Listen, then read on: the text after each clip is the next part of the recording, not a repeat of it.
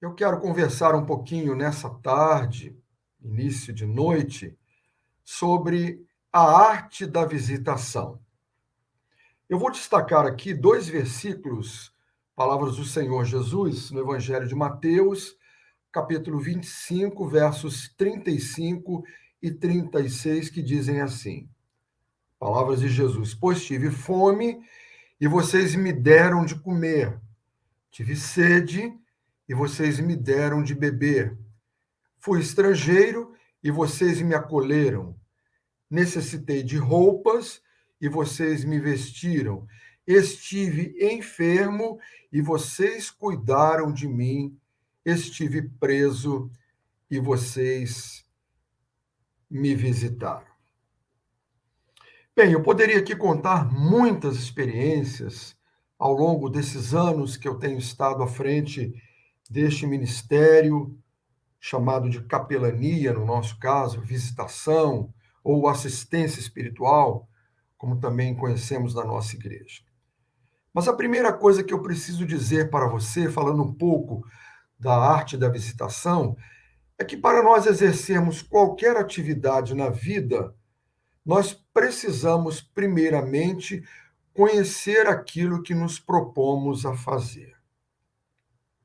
Então, quando nós desejamos ter uma profissão, seja ela qual for, médico, professor, advogado, engenheiro, cabeleireira, esteticista, qualquer outra profissão, nós necessitamos nos capacitar fazendo um curso para conhecer as exigências daquela atividade, para depois, então, após a devida habilitação, podemos exercer a profissão que escolhemos. O Ministério da Visitação, ou com o Ministério da Visitação, não é diferente. A primeira coisa é ter claro no seu coração o chamado de Deus para tal tarefa. Eu começo por aqui. Você sente o desejo de compartilhar com outras pessoas a esperança, o conforto, o consolo, repartir com outras pessoas que estejam vivendo algum momento de adversidade na sua vida? Então você está no caminho certo. Esse é o primeiro passo.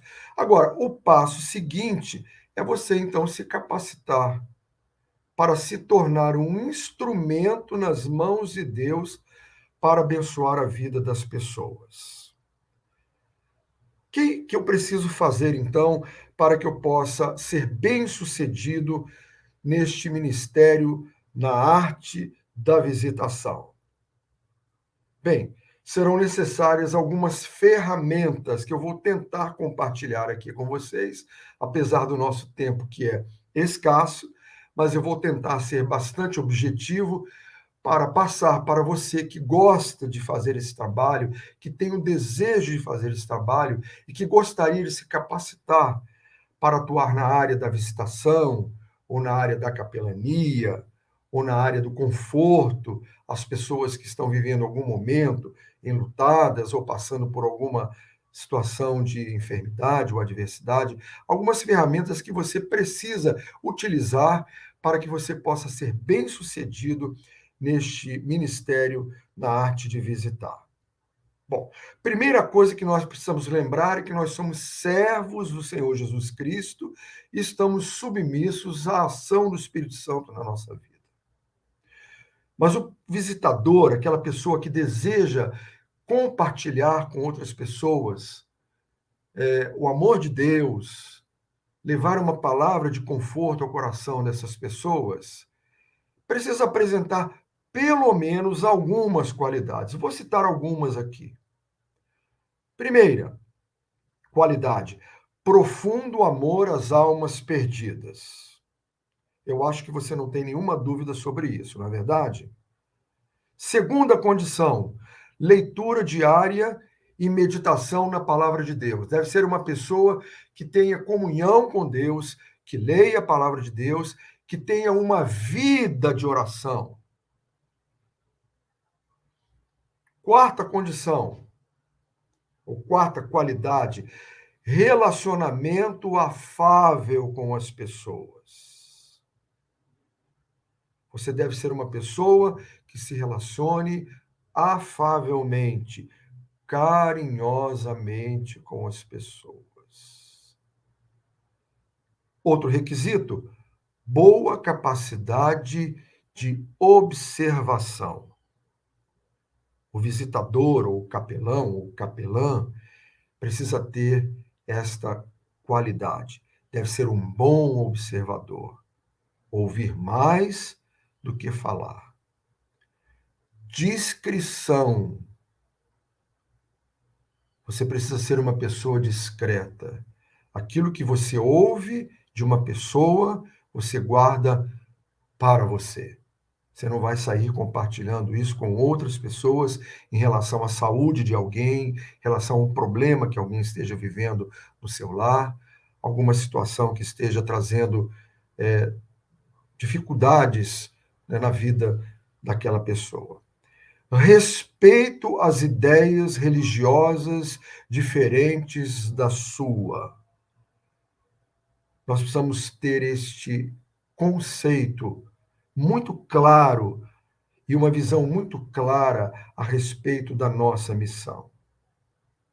Você, quando vai falar do amor de Deus para alguém, você não vai pregar uma religião, você vai falar do amor de Deus. Portanto, faz parte do perfil do visitador ou do capelão ser uma pessoa que respeita as ideias religiosas diferentes da sua. Saber escutar, falei ainda há pouco, você precisa ouvir mais do que falar. Deus não é um improvisador e não deseja que as pessoas desorganizadas, nem obreiros desqualificados, exerçam um ministério qualquer. Vamos lembrar aqui do comissionamento de Jesus aos seus discípulos.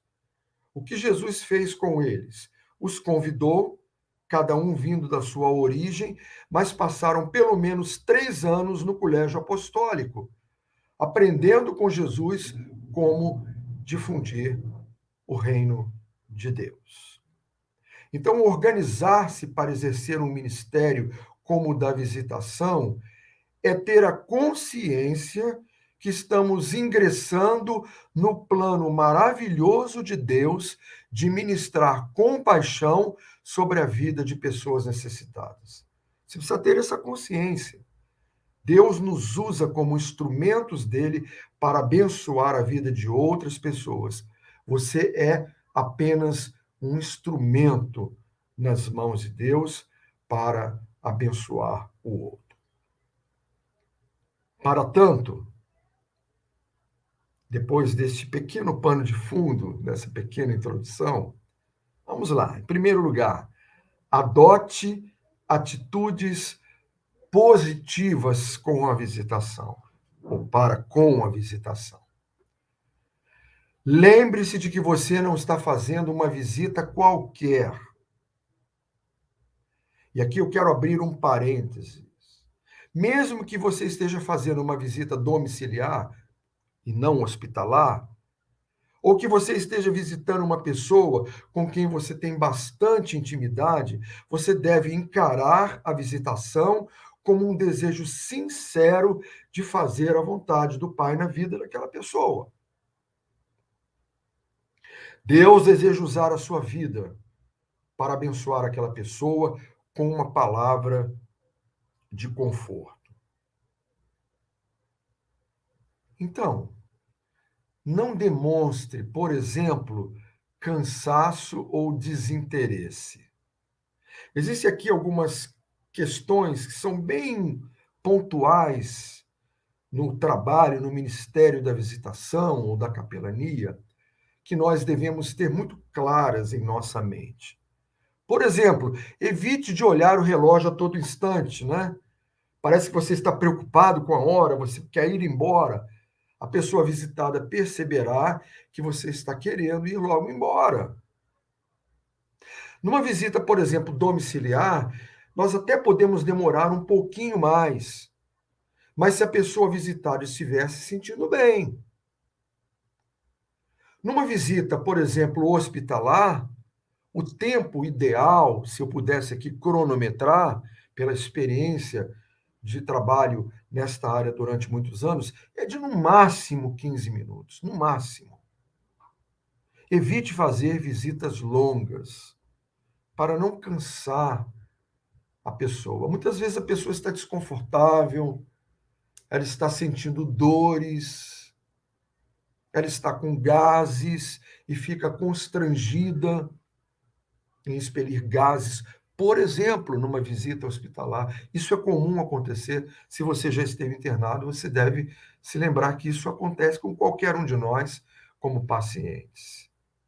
E às vezes essa visita se torna muito longa e essa pessoa fica constrangida pela nossa presença ali, já que ela está se sentindo desconfortável. Outra coisa importante, cuide da sua aparência pessoal. A sobriedade deve ser uma marca registrada do visitador. Vestir-se de forma discreta, evitando exageros, causará melhor impressão à pessoa visitada. Isso vale somente para visita hospitalar? Não, para visita domiciliar também. É recomendável evitar, por exemplo, numa visita hospitalar, o uso de perfume, pois o cheiro pode trazer mal-estar ao paciente, sobretudo se ele estiver com enjoo. Alguns anos atrás, eu enfrentei um câncer bastante agressivo, precisei fazer um longo tratamento, já testemunhei aqui na igreja, ou pelos sites aqui da igreja, em outras oportunidades, a minha experiência. E eu me recordo que há 10 anos atrás, quando eu comecei a fazer a quimioterapia, eu tinha muito enjoo. E o cheiro de comida, o cheiro de perfume, qualquer cheiro, desodorante, desinfetante, isso me causava náuseas. Então, isso pode acontecer, é comum acontecer, muitas vezes, com uma pessoa que está num leito hospitalar, ou está em casa, né, num leito, né, domiciliar. E nós chegamos com aquele perfume que nós gostamos muito, né? Somos muito cheirosos, mas aquela pessoa certamente vai se sentir desconfortável. Então vamos lá, tratar de algumas coisas práticas, visitando o enfermo. Eu vou fazer uma aplicação aqui que pode ser tanto no lar, no âmbito familiar, como também no âmbito hospitalar. Apresentação. Falando aqui de um hospital. Se você não se identificar, dificilmente conseguirá fazer a visita. Por isso, antes de você se dirigir ao andar desejado, a enfermaria que você vai visitar ou o quarto particular que você vai visitar, procure o balcão de informações do hospital para se identificar e receber um crachá. Normalmente nos hospitais, a maioria dos hospitais, é uma etiqueta adesiva com o seu nome, o nome do paciente, o número do quarto e também do leito que ele está ocupando. Bem, mas eu vou visitar uma pessoa em casa. Procure saber, se você não tem intimidade com a família, procure saber as condições em que essa pessoa está na sua casa. Se ela está, por exemplo, acamada, às vezes ela está deitada, está numa cama, num leito. Às vezes ela pode se locomover, será trazida para a sala ou para algum lugar em que a pessoa possa conversar com ela. Isso é importantíssimo. Pode parecer uma coisa assim simples, mas não é importante você saber o perfil da pessoa a quem você irá visitar. Horário de visitas. Vamos lá. Cada hospital estabelece um horário para a visita dos seus pacientes, com exceção do quarto particular, que tem horários diferenciados. A pessoa está num apartamento, né, no quarto particular, né, local privativo, né? Um leito privativo, um quarto privativo. Então, esse horário é mais flexibilizado. Você normalmente tem o dia todo para visitar. Aqueles que estão em enfermarias ou em quartos coletivos, tem um horário mais restrito. Então, é importante que você se informe antes de fazer a visita qual o horário de visitas naquele hospital para você não perder a sua viagem. Outro dia, uma irmã falou comigo, pastor, eu fui visitar uma pessoa, essa pessoa estava no CTI e não me deixaram entrar. Eu falei, irmã querida, o CTI tem normas que são exclusivas para a visitação naquele ambiente. Então, os horários são menores, via de regra, no máximo meia hora, e às vezes um paciente, ou melhor, um visitador por paciente, no máximo dois. Um entra e o outro sai. Se você não estiver ali dentro daquele horário, se você não cumprir ali as regras que são estabelecidas para o hospital para visitação, você vai perder o seu tempo. Bem, mas eu não vou visitar a pessoa no hospital, eu vou visitar a pessoa em casa. Telefone antes. Entre em contato com a família. Qual o melhor horário que eu posso visitar o meu amigo, ou a minha amiga, ou o meu irmão, a minha irmã, ou a pessoa que você às vezes nem conhece? Para que você não chegue num horário inoportuno. Por exemplo, você chega para visitar uma pessoa no horário do almoço. É um horário incompatível. Você não foi à casa da pessoa para almoçar com ela, você foi lá para visitá-la. Procure saber o horário que é mais apropriado quando essa pessoa está sendo visitada em casa, que ela possa receber a visita. Há pessoas que fazem fisioterapia domiciliar. Eu sempre ligo antes e procuro informar, porque às vezes as pessoas me informam, bem, pastor, olha, neste horário, neste dia tal, no horário tal, fulano ou fulana faz fisioterapia. A partir do horário tal, ela já está liberada ou liberado. Ou ela precisa, então, usar algum medicamento ou está fazendo algum tipo de tratamento específico em que a nossa presença não será bem-vinda porque ela está em tratamento domiciliar.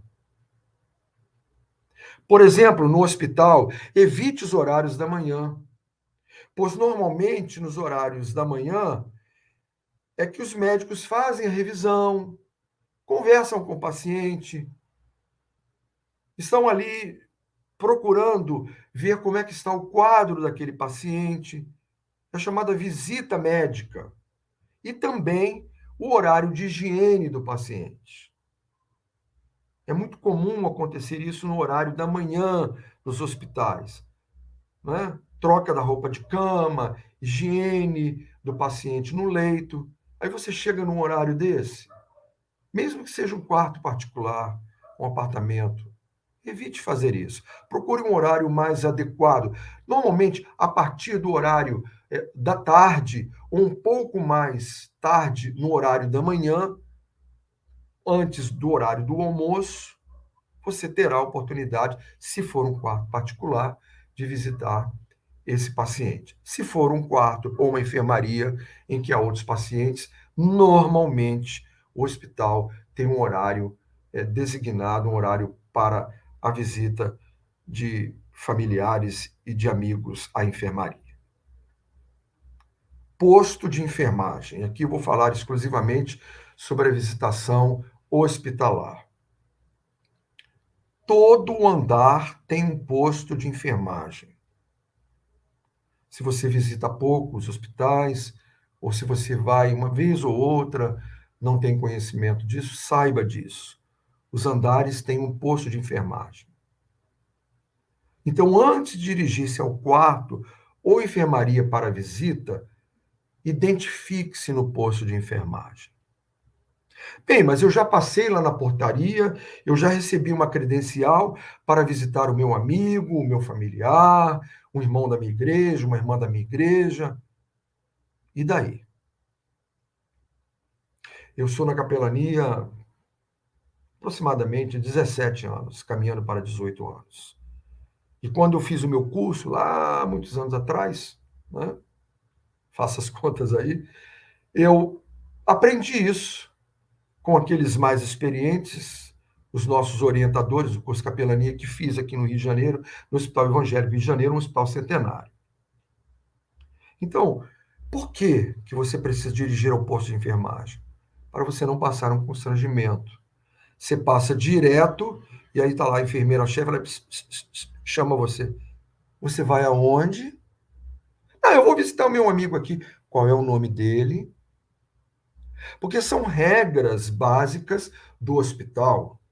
Você não é médico, você não é profissional da área de saúde. Se você estiver a serviço como profissional da área de saúde dentro do hospital, é uma coisa. Você estará com um jaleco, com um crachá, você estará identificado como um profissional da área de saúde. Se você entra como um visitador, você está com um crachá preso à sua blusa, não é, ou à sua camisa, você precisa ir ao posto de enfermagem e dizer o seguinte: olha, eu vim visitar uma pessoa amiga, ele está aqui no leito tal, na enfermaria tal, no quarto tal.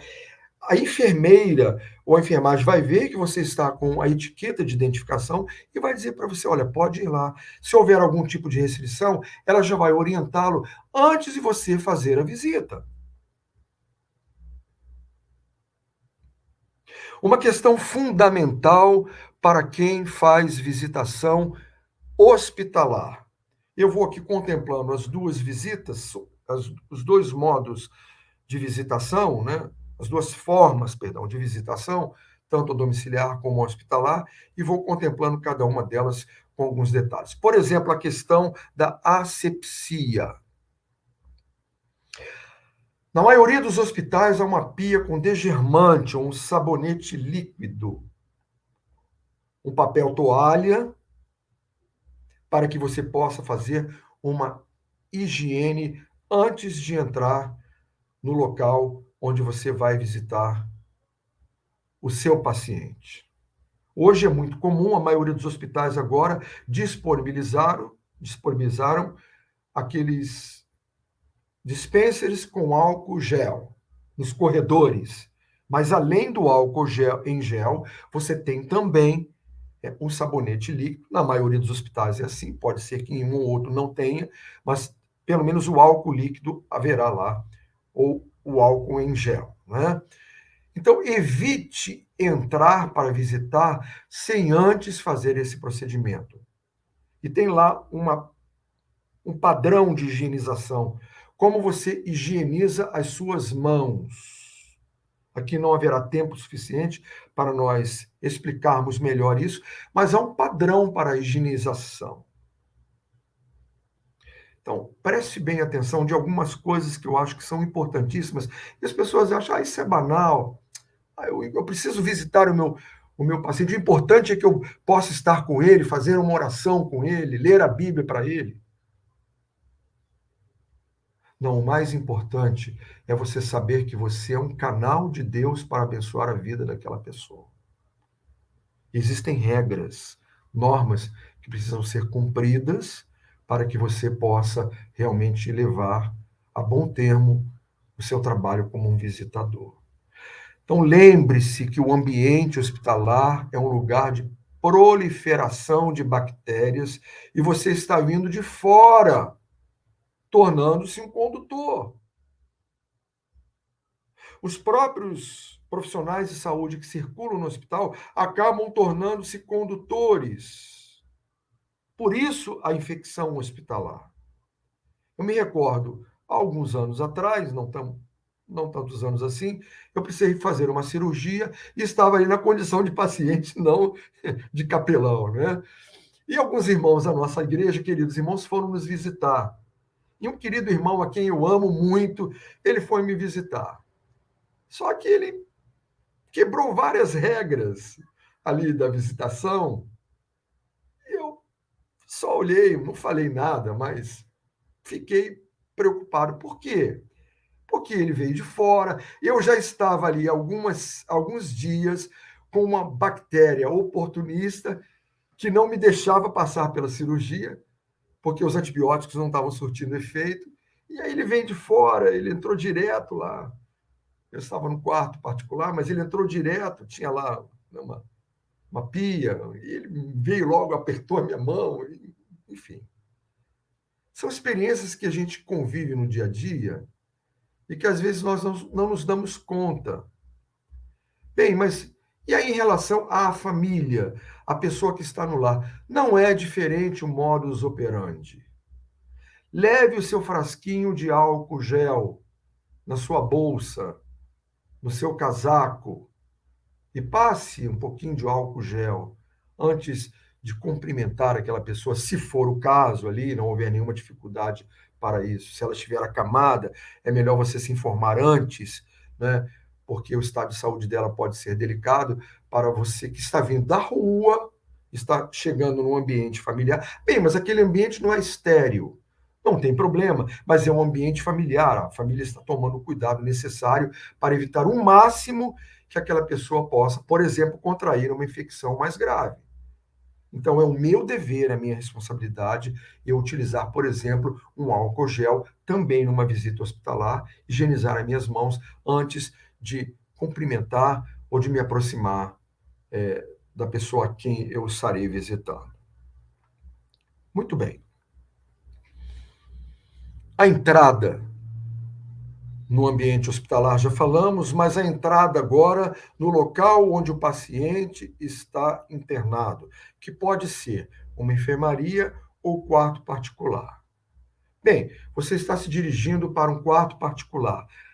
Antes de entrar no quarto, bata suavemente, né? Pelo menos 3 vezes a porta, de maneira que possa ser ouvido lá dentro. E com muita discrição, abra lentamente a porta e olhe para dentro do quarto. Por quê? Porque às vezes o paciente está descomposto, despido ou fazendo alguma necessidade fisiológica e haverá algum tempo dele se recompor. Não coloque a mão na maçaneta, abra a porta e entre no quarto abruptamente. Isso poderá causar um grande constrangimento para a pessoa a quem você está visitando. Não faça isso por hipótese alguma.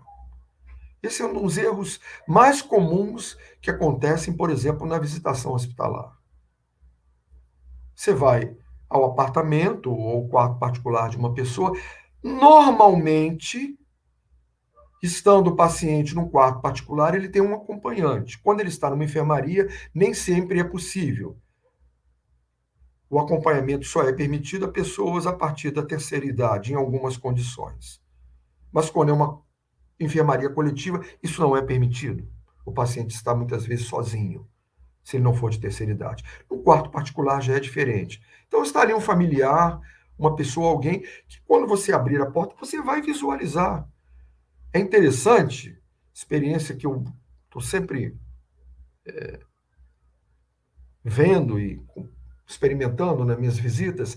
Normalmente eu abro a porta, né, bato devagarinho, abro a porta lentamente, dou uma olhadinha para dentro do quarto. Normalmente, às vezes, a pessoa está até dormindo. O paciente está dormindo.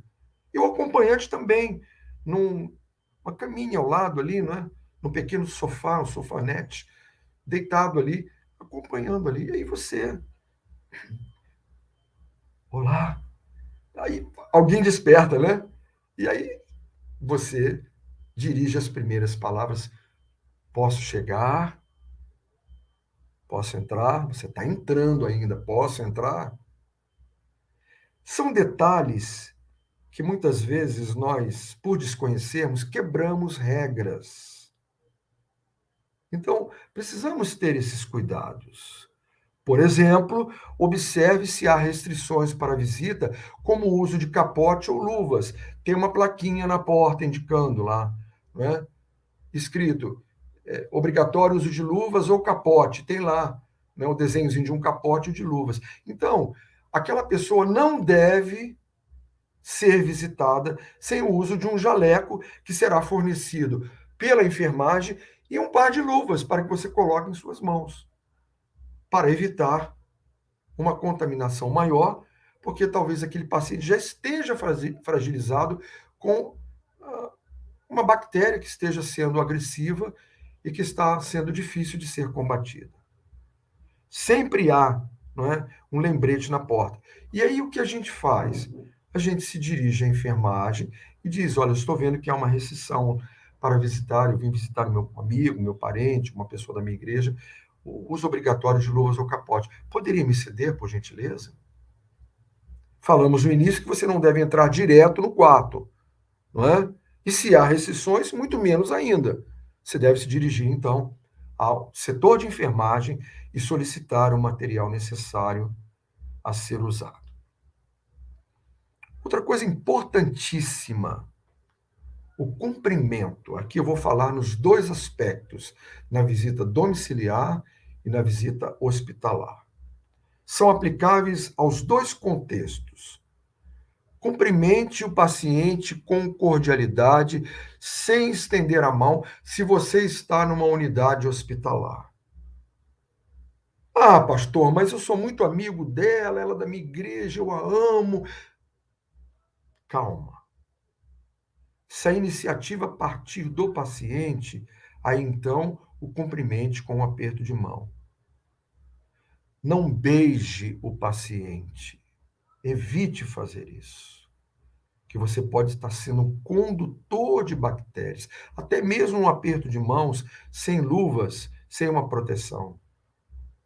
Às vezes a pessoa está com baixa imunidade, está muito fragilizada.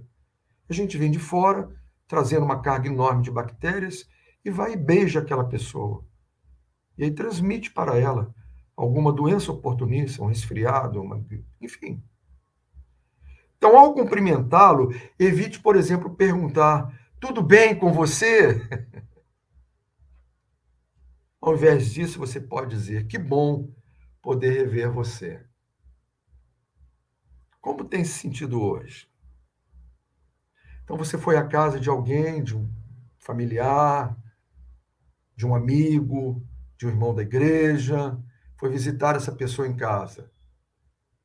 Como você se sente hoje?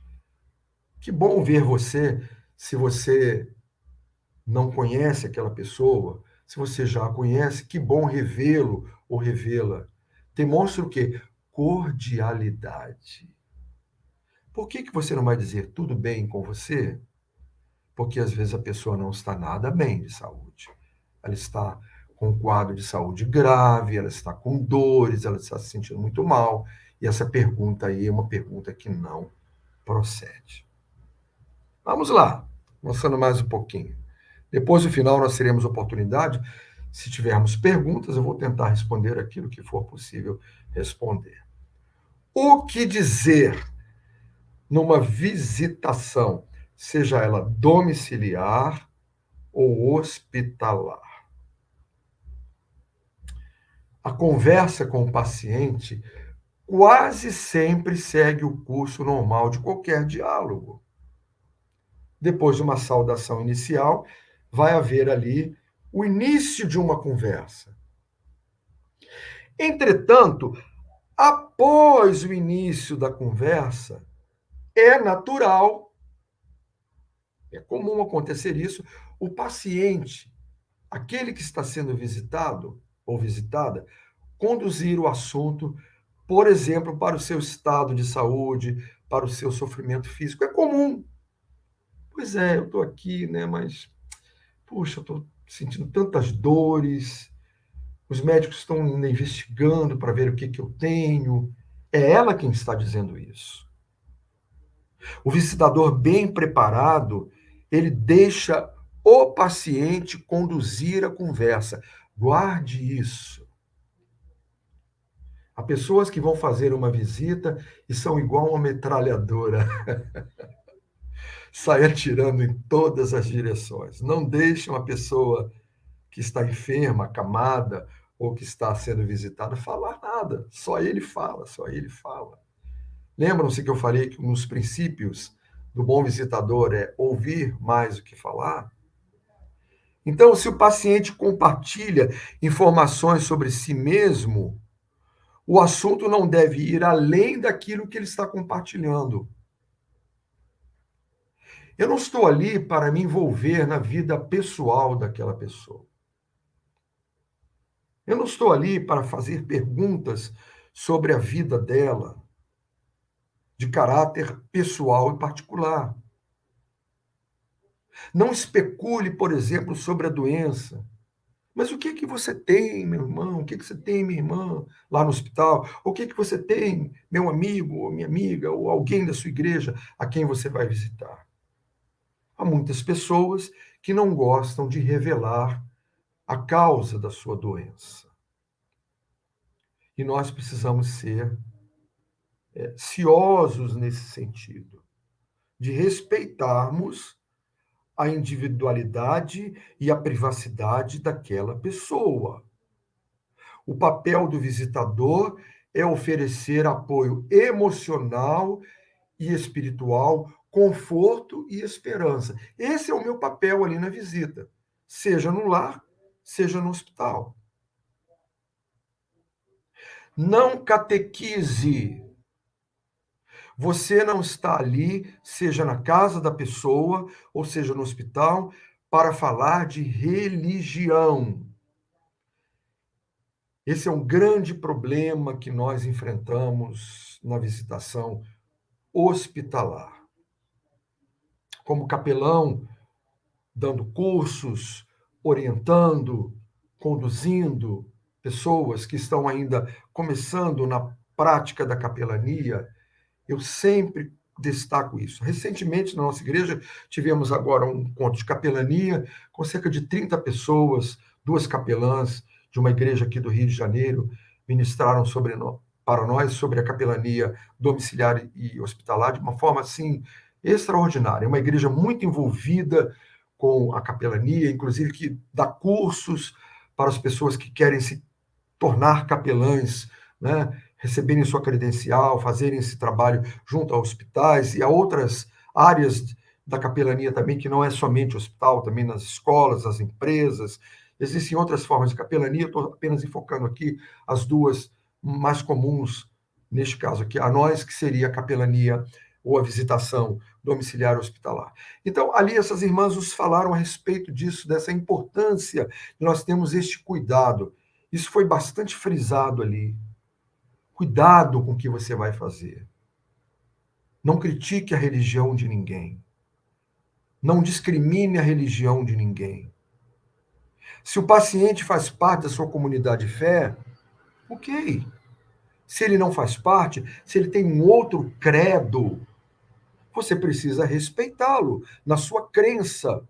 Você não está ali para trazer para ele uma religião e embrulhar num pacote e dizer para ele, olha, essa aqui é melhor, toma, estou dando para você de presente. Não. Se ali não é batista, você não é presbiteriano, você não é pentecostal, você não é metodista, enfim. Você é um servo, uma serva de Deus, a serviço do reino de Deus, para levar o quê? Apoio emocional, espiritual, conforto e esperança para as pessoas. Bem, mas o paciente faz parte de uma comunidade de fé, e aí é aplicável tanto na visitação domiciliar quanto hospitalar. Aí você pode sim orar com ele, ler uma porção da Bíblia, se isso for possível ali naquele momento, mas pergunte a ele antes. Eu nunca me esqueço de uma experiência que eu tive. Eu era ainda um jovem seminarista, e já se vão em várias décadas, né, no meu trabalho como pastor. Eu sou ministério pastoral há vários anos, há mais de 4 décadas. Eu era um inexperiente seminarista e fui fazer um trabalho de evangelização no Hospital do Câncer aqui no Rio de Janeiro, no INCA, na Praça da Cruz Vermelha. E a nossa igreja, naquela época, fazia esse trabalho de visitação nos hospitais. Era muito comum isso nas igrejas, agora isso foi, digamos, interceptado, porque estava havendo muitas dificuldades, né, em relação a essa questão religiosa dentro dos hospitais. Pessoas fazendo coisas absurdas, ungindo com óleo, expulsando demônios, colocando a mão na cabeça do paciente, coisas que a gente sabe que é completamente contrário aos princípios da palavra de Deus. Nesse sentido que eu quero dizer, não é? Muito bem. E aí me aproximei de um leito, estava ali um senhor, e eu perguntei para ele assim: o senhor quer que eu ore pelo senhor? Ele falou assim para mim: não. Aí eu, sem experiência, muito jovem ainda, começando os meus primeiros passos ainda como seminarista, digo, mas sabe que Jesus pode lhe dar a vida eterna? Ele falou assim para mim, mas eu não quero.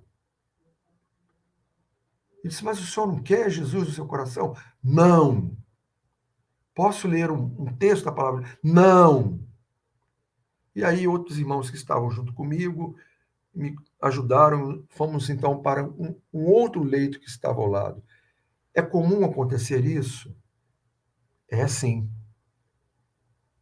Numa visitação em que você faz a um hospital, em que você chega a uma enfermaria, e que você vai visitar uma pessoa a quem você não conhece, e você não está ali evangelizando, você está levando uma palavra de conforto, e se você chega em algum momento e pergunta à pessoa, você aceitaria uma oração? Não.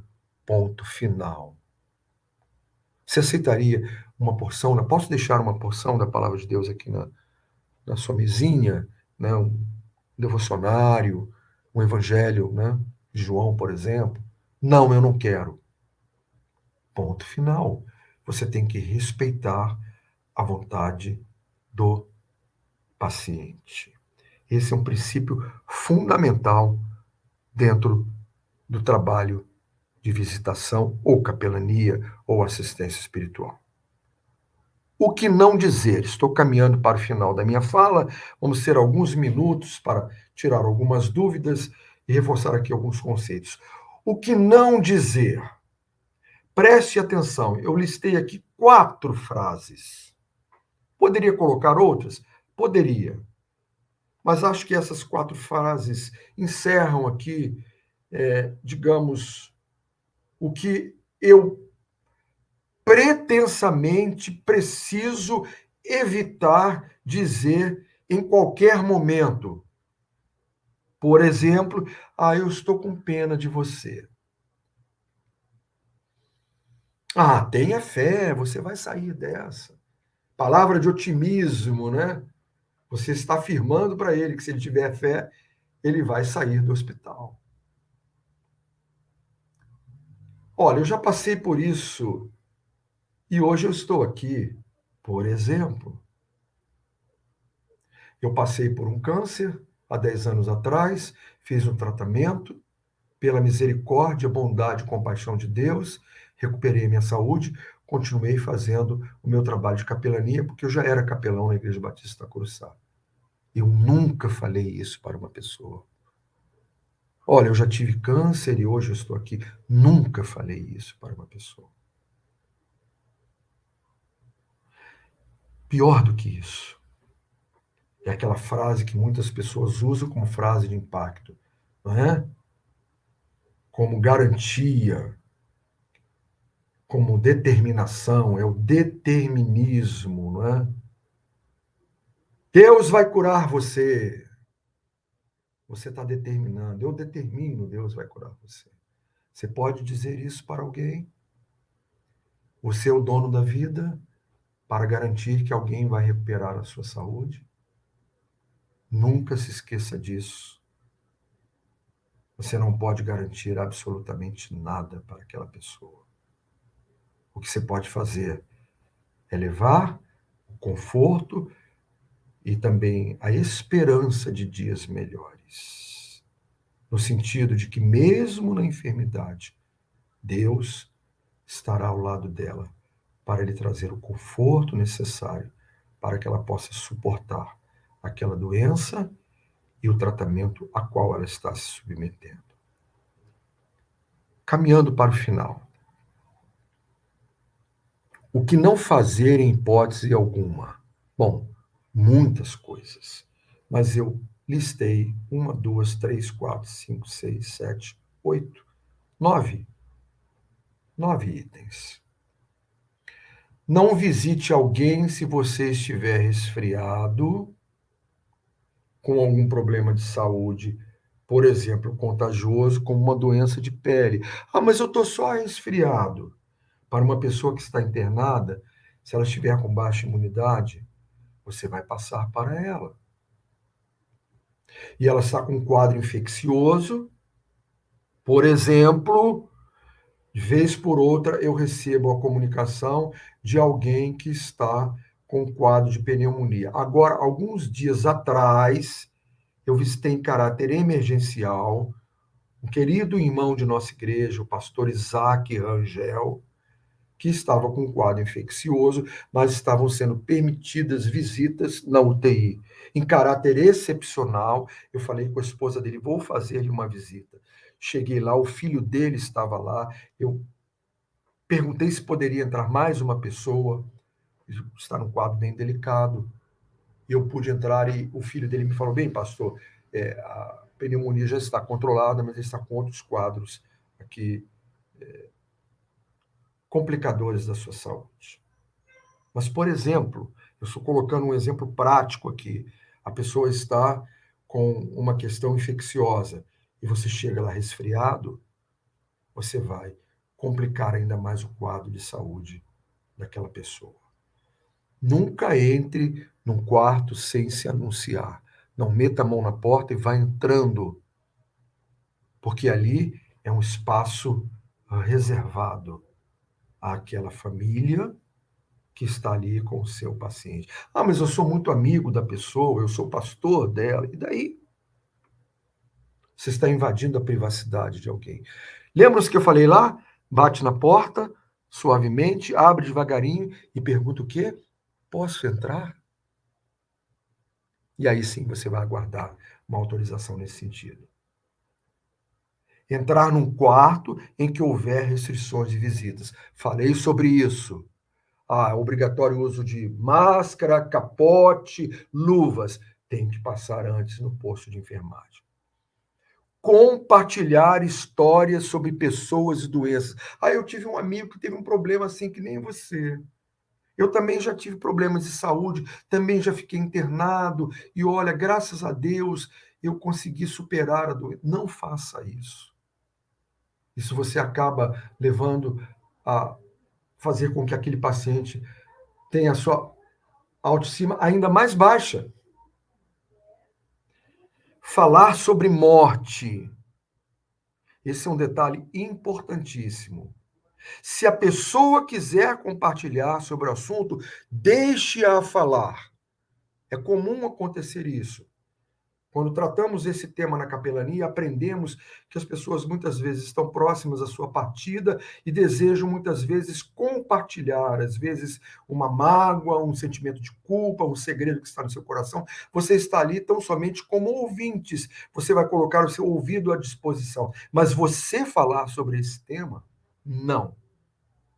Dar opinião sobre o tratamento médico. Pois é, teve um amigo meu, né, que ele teve esse problema, foi tratado por um médico e usou esse ou aquele tipo de medicamento.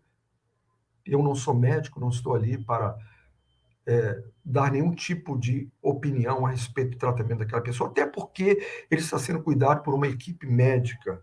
E quem tem que tratar essa questão é o hospital. Se a família quiser tratar dessa questão, é a família que vai tratar com a equipe médica. Se os medicamentos, por alguma razão, não estiverem surtindo o efeito desejado. Mas você nunca deve opinar sobre isso. Nunca. Trocar o frasco do soro ou dar qualquer medicamento para o paciente. Olha, meu soro está acabando. O outro está lá, né? Intacto. É só você chegar e mudar ali a cânula. Não faça isso. Eu queria tomar um pouco d'água. Chame alguém da enfermagem. Não faça isso. Não ofereça alimentos para o paciente. Eu tenho um biscoitinho aqui, ó, dá um biscoitinho para ele estar em dieta zero, para fazer uma cirurgia, você quebra a dieta zero dele, você deu um biscoitinho para ele comer. Passar a falsa ideia que o paciente está muito bem. Esse é um problema sério. Olha, você está muito bem. Ele sabe que ele não está bem. Muitas vezes ele sabe que está, muitas vezes até numa condição terminal. E aí você usa essa frase, que é uma frase extremamente infeliz. E lá dentro do coração dele vai dizer: eu queria ouvir outra coisa. Não isso. Porque ele sabe, muitas vezes, que ele não está bem e que talvez sejam as suas últimas horas, o seu último tempo, né, de internação ali por uma doença que já se agravou bastante e o seu quadro é terminal. Já fiz muitas visitas nessa condição, por isso que eu estou falando para você nesse momento.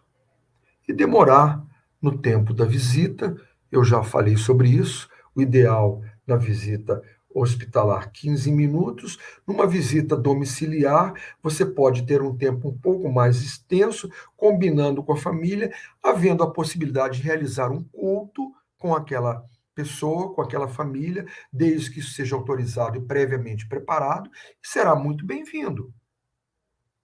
Mas também não um tempo muito excedente. Vai visitar uma pessoa na casa, no âmbito familiar, fica 2 horas na casa da pessoa. Não. Faça a visita e utilize aquele tempo para compartilhar a possibilidade de cantar um cântico, ler um texto da palavra, ter um momento ali com aquela pessoa.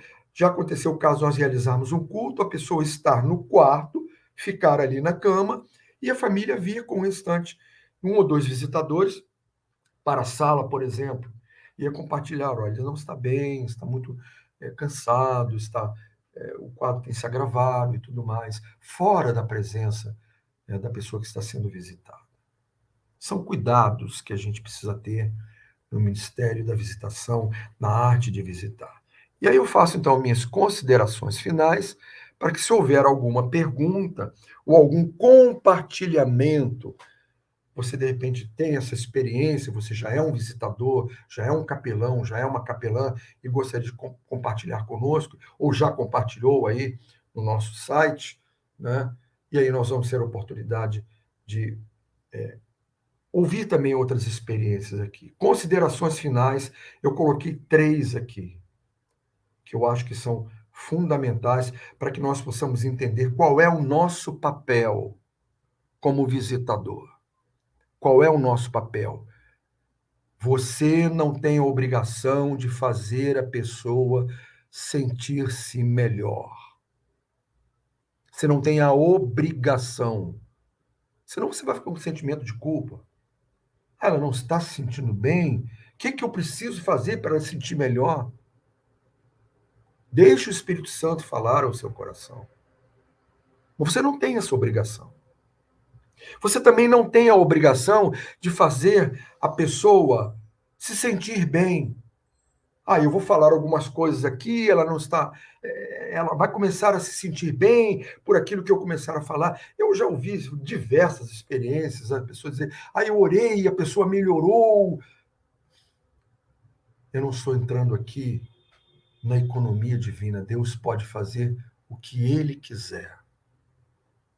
A pessoa, às vezes, tem uma melhora momentânea, temporária, e daqui a pouco chega uma notícia que ela veio a óbito. Então, você não tem a obrigação de fazer a pessoa se sentir bem. Você não está ali para apresentar uma solução para o problema de saúde dela. Você está ali para ser um instrumento usado por Deus para levar uma palavra de conforto, seja no âmbito familiar, seja no âmbito hospitalar. Tire da sua cabeça qualquer sentimento de culpa ou de obrigatoriedade. Você está ali, eu disse no início, para ser um instrumento usado por Deus para abençoar a vida daquela pessoa. Deus lhe dará sabedoria se você estiver na dependência do Espírito Santo. Deus usará a sua vida se você se capacitar para realizar esse ministério. Deus usará você para abençoar a vida de outras pessoas. Se você for um instrumento nas mãos de Deus, para ser usado pelo Espírito Santo de Deus, para ajudar uma pessoa que esteja vivendo um momento de dificuldade na área da saúde. Eu nem falei aqui na área do luto, né? Da capelania de enlutados, que é uma área muito importante também, quando nós procuramos assistir aquelas pessoas que perderam um ente querido, uma pessoa querida da sua família. Que Deus os abençoe, estou à disposição